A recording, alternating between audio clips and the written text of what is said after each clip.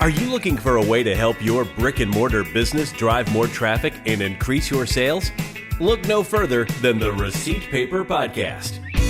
In this podcast, Joanne and Kyle provide their sage advice on how to make your brick-and-mortar store the hottest spot in town. Whether you're just launching a new business or trying to grow an existing one, these informative episodes will leave you inspired. In each episode, Joanne and Kyle take on a different topic related to running a successful business. They offer practical tips based on their own experience as owners of multiple brick-and-mortar locations. So whatever challenges you're facing, they have actionable advice for you. From finding a location and executing your build-out, to merchandising and customer experience, to sales and marketing, Joanne and Kyle have you covered. With helpful advice from these experienced entrepreneurs, you are sure to learn how to increase your sales and have your business running out of receipt paper in no time.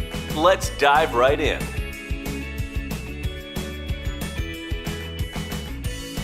Well, hey there, pair. Thank you so much for joining us on the Receipt Paper Podcast. Excited to have you with us today.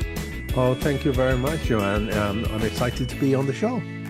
Yes, I am as well. This is one of those episodes that I know I would have loved to have when I was first starting out in brick and mortar business. So I'm really excited for our listeners to tune into this, as most of them are in that beginning phase of getting started with their brick and mortar business. But before we dive into the meat and potatoes of today, Pierre, why don't you tell us a little bit about your expertise and kind of how you became the price whisperer per se? Mm-hmm. The price whisperer, yeah. The story is that I ran a couple of companies in Europe before I moved here to the US, and I came here to establish and run a division of a fairly large public company, or I thought it was large. We were about $500 million, and and then I had another few CEO jobs, and in all these instances, we did experiments with pricing, only because it was an interest area, right, for me. And some of those experiments were very successful, meaning that next quarter revenues were up 25% or so. Others were complete duds. And what I had learned in business school about pricing was so academic and theoretical that it was really useless information. So when I decided to set up my own shop, I took that interest in pricing and asked myself, what would I have needed to understand why a pricing experiment worked or not, right? And then I developed a process that makes every pricing experiment a success. So that's the background to why we do what we do. Yeah, I love that. I mean, trial and error, right? You figured out the process and what works and what doesn't, and that's phenomenal. So talk to me a little bit about why pricing even matters. I think sometimes as small business owners, we tend to put pricing like not as a strategic initiative. It's more set to the side. So talk to me a little bit about your thoughts on that. Well, there's a couple of things to consider. The price of a product or a service is the most powerful message of the expectation of benefit that the buyers get. Okay? Ooh. So what that means that if a product is priced below expectation, anybody goes in there, we have an expectation of what we're going to buy. And if the price is too low, it means that the buyer will go out again without buying, because he or she would say, this is so cheap that it can't be any good, right? So that's one thing to consider. The other thing to consider is, and let me take this in a logical form, is that your price selects your customer, right?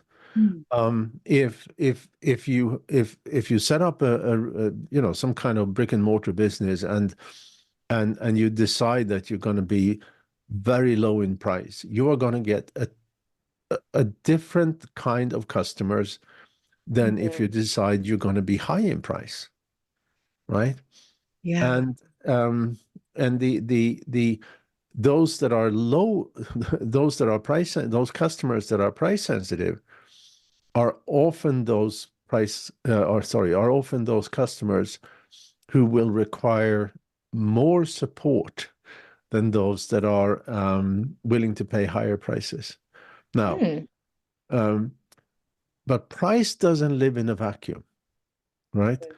And it means that um, if you elect to um, to sell to these price sensitive customers, you're going to have a certain marketing to attract those price sensitive customers, Hmm.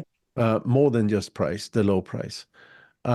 If on the other hand, you decide that what you're going to sell is going to attract less price sensitive customers, so you can charge higher, more profitable prices, they are going to want a different set of marketing messages and stuff like that. Hmm. Um, and so everything goes together, right? And Hmm. um, you can't see pricing as a just as a yeah, isolated from everything else you do in the company, right? Hmm. Yeah. Uh, and let me give you I can give you, I mean, first of all, we can just look at Apple, right? Hmm. We all know Apple, right? Yep. They don't discount. They don't sell at low Hmm. prices. Yeah. Um, Yeah. they accept that have a relatively small market share, but a very profitable market share, right? Hmm. And if you look at their competitors, they are, they are discounting. They're selling on price. They certainly don't have the mystique or allure of what Apple has, right? Hmm. Because they position themselves differently. Um, Hmm. and sometimes, just we did some work I'm in Los Angeles, and we did some work for a local company here. And we said that they were so underpriced that they could quadruple their prices. Hmm. And two things happened based on what the CEO told me. First off, their sales volume went up um, Hmm. 25% roughly. Secondly, he said, and we then got a new set of customers, a Hmm. more professional level of customers, he said. Hmm. And because of that, our customer support costs have gone down with 80%. Wow, that's huge. Yes. And Wow. the other thing that why pricing is important is that so we established that if you're too low price, um, you send the message of inferior quality to your potential customers. If on the Yeah. other hand, obviously, if you're too high priced, you will also see a low sales volume. Hmm. But that means that there's a balance point that leads to the highest sales volume, Hmm. right? And that is the point where the maximum number of potential buyers sees the product or service as affordable, and the minimum number of potential buyers see it as too cheap. Um, Hmm. but then the other thing is that your revenue and profit is always happening at higher prices than that balance point. Hmm.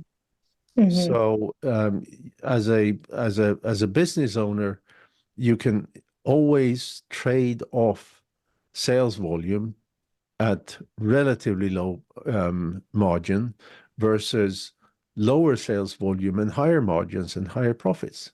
Hmm. Yeah. I love that. Very a lot to think about there. I think, yeah. definitely have it. I love that support aspect and the quality of customers, especially for bricks and mortar business who have people coming in and they're dealing with customers face to face. That customer experience is huge. And if you have those customers that are a little more on the irritable side, that can make your day-to-day life a lot harder. So yeah, if you have that higher quality customer that comes in and it doesn't have as many issues, that's really valuable. I love Yeah. that. I think, The Yeah, go yeah, ahead. go ahead. No, please, No, please. and there are other things to consider. A lot of companies, especially when they start out, they just look at competition and try to price the same way. Yes. And you may want, I mean, depends on what you sell, of course, and if you sell, but the that is sort of the first step into the what I call the commoditization death spiral, right? Mm, yeah. Because if you price like competition, the next thing that happens, you're going to do marketing as competition, Mm, and you're going to have product or services like the competition. And mm, suddenly, whatever you do in the company, you're a commodity, yeah. Yeah. and a commodity is sold on low price only, Mm, right? hmm.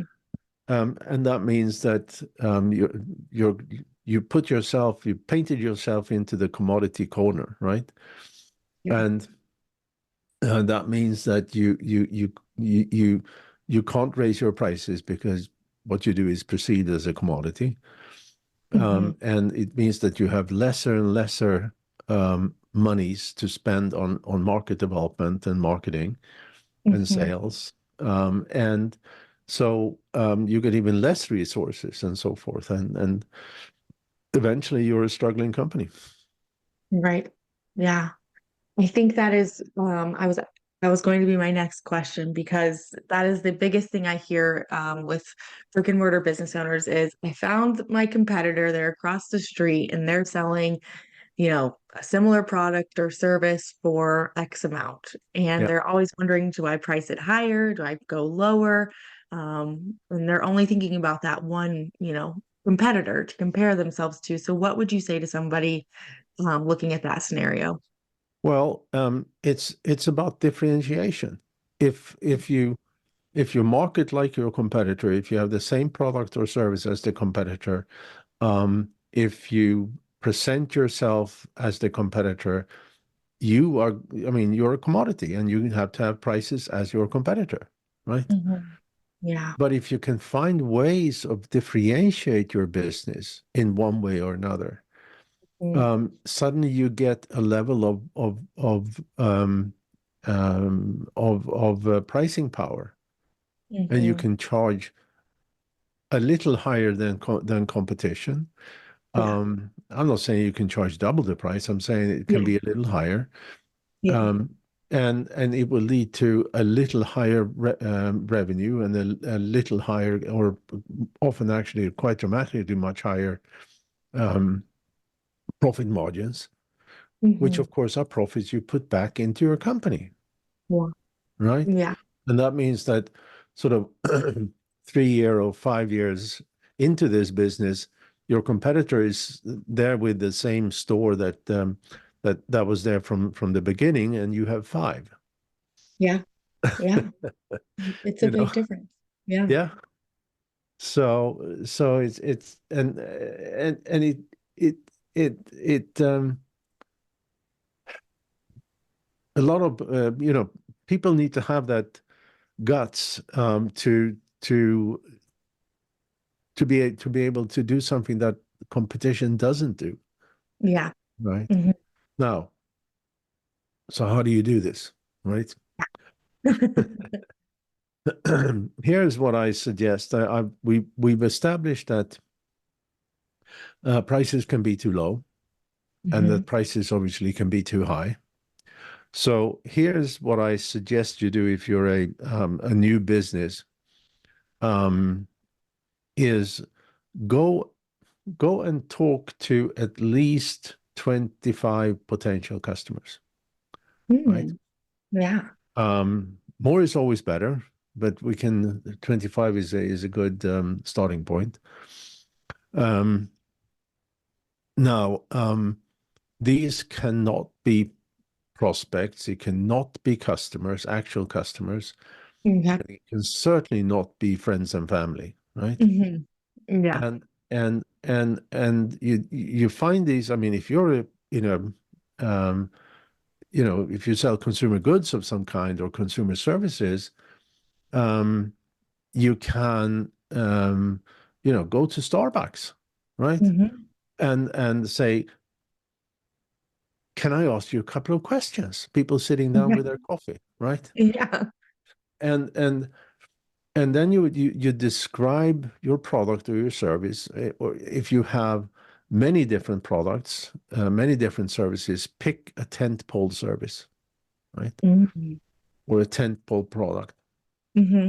And then the question comes, you describe, and you can have brochures or videos or whatever, as long as it doesn't tell the people you talk to which brand it is or which store it is, so it's anonymous, right? Hmm. And then you ask, now when you understand our product or service, what is a price that you think is so low you wouldn't buy it because you don't believe that it's going to be any good? Mm. Okay. Yeah. What is Yeah. the price that sets an expectation of inferior quality and benefit? Or what is Mm. a price that makes you believe we are over promising and under deliver, right? So for that reason, you wouldn't buy. Mm. Once you have the answer to that, you then say, and now let's look at the flip side. Hmm. Let's consider this product is better than you can even think of, that we will under promise and over deliver, Yeah. and it will have better benefits than you can believe. But Hmm. what is the price that is still so high that you can't afford it, or you don't have the budget for it, right? So Hmm. for that reason, you wouldn't buy. Now, Yeah. when you have 25 answers for the too low and 25 answers for the too high, Hmm. you take the average, right? And for that product or service, you now have the price range, right? Hmm. And then if you had taken some other basic information about the people that you talk to, if it's again consumers, it could be things like just you know gender and age and some other things. Hmm. Yeah. Um, then you may find that some of those have a higher uh, propensity for buying at higher prices, and that's your customer targeting. I love that. You Yes. know, if you do this B2B, maybe you reach out to people on LinkedIn, right? Hmm. Hmm. And or find some other avenue, networking organizations or whatever, to find people that are in your neighborhood, Yeah. and ask them the same questions, right? Right. Yeah. Oh, So I love this. That's yeah, so actionable and yes. easy. Yeah. I always encourage our students to get in their local Facebook groups and ask questions. And these are some great questions to be asking. And I love using it almost like a backwards way to finding that target demographic, like who's Hmm. actually willing to pay the most. Like, That's right. wow, that's so smart. I love that. Yeah. That's and brilliant. and and then if you get into the habit of doing this continuously, Hmm. and you get more than the 25 I'm talking about, Hmm. then you can start take another 25 with a different set of messages, right? Mm. And see the difference. Yeah, And then love that. another set of 25 with another difference, Hmm. Oh, that's great. you know. That is wonderful. Yeah. And Yeah. another thing I would encourage people, again, since this is brick and mortar, Hmm. um, you have this in a brick and mortar store, you have there's always people going to come in and they're going to browse around and then they're going to go out, right? Mhm. Stop them when they go out and Mm. say, "Can I pay you $5 to ask Mhm. you a couple of questions?" Yeah. And then the same questions. I saw Ooh. you looked at this product X. Yeah. Why didn't you buy? Oh, yeah. You know, Yeah. was it something wrong with the product? Was it the price? If it was the Hmm. price, what was it too low? Was it too high? Yeah. Yeah. And Oh, for yes. maybe how many would stop? 1 out of 10, maybe. Hmm. Um, but for maybe say $25 a day for a week, 10 days, you have the data. Yeah. I mean, what better, best data than the people who are actually walking into your store? Yeah, That's exactly. great. Yeah. Yeah. And Oh, I and like. and obviously I've been around the block for too many years. But and I go into stores and I browse around and then I don't buy anything and I never and and and nobody's done this, Mm. you know. Mhm. Nobody's done this. I mean, they Yeah. say, "Can I help you?" Well, Yeah. that's not good enough, right? Yeah. Yeah. Oh, that is great. That is so actionable. I think if you are listening and you are, already open and you have questions about your pricing or whether you're at the right spot, that is a great idea to take a look at those customers. And I mean, I'd be an open book if somebody asked me if I wanted to answer some questions. So, Yeah. Well, most people, if you ask for help, you get help. yes, yes, so true. You just have to ask, right? Yeah. You just have to ask. Yeah.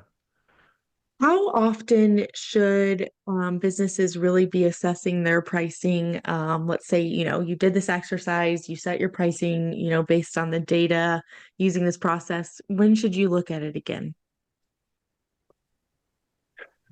It depends on your business and it Hmm. depends on the circumstances. I mean, we've had a couple of years here with rather high inflation, so you need to look at it um, very frequently, right? Yeah. Yeah. Um, but if you have normal, let me tell you a story. This is not brick and mortar, but it's a good story. Yeah. A few years back, we were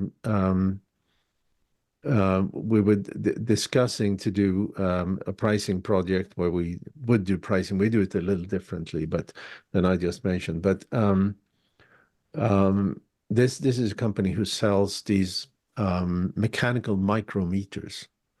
Hmm. So it's a measurement tool for precise mechanical tolerances, right? Mm. Um, and I spoke to the CEO. The company was a German company, and this was the U.S. subsidiary. And he said, we can't hold our prices. We have to discount a lot, and it's no good, you know. Mm. And so I asked him, okay, what do you think? Why do you think that is? And Hmm. he said, well, we're the new company. We're the new guys on the block, right? We Hmm. haven't really established ourselves yet, right? Yeah. Yeah. So my follow-on question to that was, so when was the company founded? And he said 1926. Wow. That is a slow-moving market, right? Yeah, it is. Oh, So so if you sell micrometers, you don't have to change prices very often, right? sounds like it. Yeah.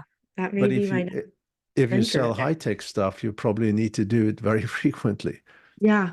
And That of makes course, if you sell garments and stuff like that, where you have seasons, you have to change Mhm. prices every season and so Yeah. forth. So it's all depending on. Yeah. That makes sense. Very dependent on your industry. That would, Yeah, very much so. yeah, I love it. So, what would you say are the top three mistakes that business owners make when pricing? Well, the first one we talked about. Hmm. Actually, with the first two we talked about. Hmm. Um, the first one is not realizing that pricing matters. Mm, yeah. All right. And I'm saying that because um, it can have profound effect. Now we're talking about startup business here, but Mhm. I have clients to my company who says not startups, but saying things like, um, thanks to you, Per, we grew from 100 million to way over a billion, right? Wow. All right, in Wow. 5 years. Hmm. And startups saying that we followed your advice, and this year our profits are up 94%, Wow. you know, um, and our new customers are up 86%. Um, and the typical the typical benefits of doing pricing right compared to just looking at a competitor is a doubling of sales growth, Mm. 25 to 40% higher margins. And when you Wow. put those margins into market development, right, Mm. that's where you grow that fast. So the first mistake, again, not understanding that pricing actually matters. Hmm. The second is to use competitive pricing, just price as a competitor. Hmm. And the third one is to use a very simplistic pricing method like cost plus, for example. Hmm. And let me give you another example of that. This is this is Brick-and-Mortar. This Hmm. company is selling. They were importing home theater stuff from China, Hmm. and they took the landed cost of these products and they simply doubled it. That was their Wow. pricing strategy, right? Hmm. So that's Hmm. cost plus. Um, Hmm. and we told them how they could price in a better way. And this is when we worked with them, they were about a $12 million company. Hmm. And just by pricing right, we added roughly 3.5 million as pure profit to the company. Wow. That's incredible. Hmm. Incredible. I love that. I mean, I would say most brick and mortar business owners that I talk to are sitting in one of those three mistakes, to be honest. Only about So, 96% of businesses. yeah. So, yeah, I mean, I think really taking another look at this and looking at the process that you laid out is so, so key. I mean, I think you've proven today that it can be more than valuable. I mean, you're talking about huge growth for your Yes. bottom line. Like that's big. That's Yeah. big. I mean, I've another example is a company, they're not brick and mortar, they're a SaaS company, but we worked with them whether they were 12 million 8 years ago. They are 180 now. Wow. And Wow. and Huge.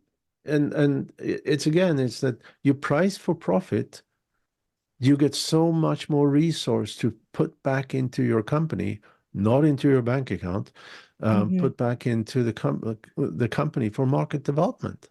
Yeah.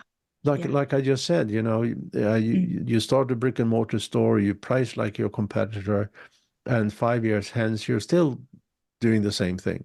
Or you Yeah. price for profit, and 5 years hence you have five stores and the competitor have still only one, Hmm. Hmm. right?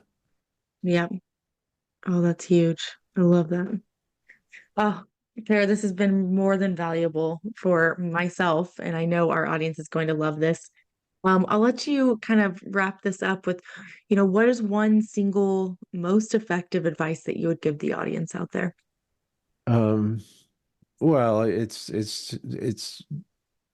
do not ignore price. Mm, Pricing has the highest leverage on profitability of everything you do in your company. I love it. Mhm. Yeah. Yeah. Well, now you got my wheels turning. I'm gonna be going to dive into my pricing in our business. Pear, how can people connect with you, learn more about your company? Where can they go to find out more? Well, we mentioned that in the beginning. I have this moniker called the Price Whisperer, And Hmm. the easiest way to find me, I have a book out that's also called The Price Whisper. And find me, find the book, I do lots of writing, and I have a video channel and so forth, YouTube channel. So just Google The Price Whisper. Wonderful. Yes, I You will. should get roughly 10 million hits, and Awesome. most of them are me. So Love it. That's great. Well, I love that. I will put a link to all of Pear's resources in the show notes. But Pear, thank you so much for joining us today and providing us your insight. thank you so much, Joanne, and I hope the audience found this of some interest. Thanks for tuning in to the Receipt Paper Podcast, your go-to source of information for starting and growing a successful brick-and-mortar business. Subscribe to hear future episodes and share this content so that more people can access these valuable insights. If you're looking for more resources to help you with your brick-and-mortar business, visit masterbrickandmortar.com or follow us on Instagram at masterbrickandmortar. Thanks again for listening to the Receipt Paper Podcast. We'll see you in the next episode.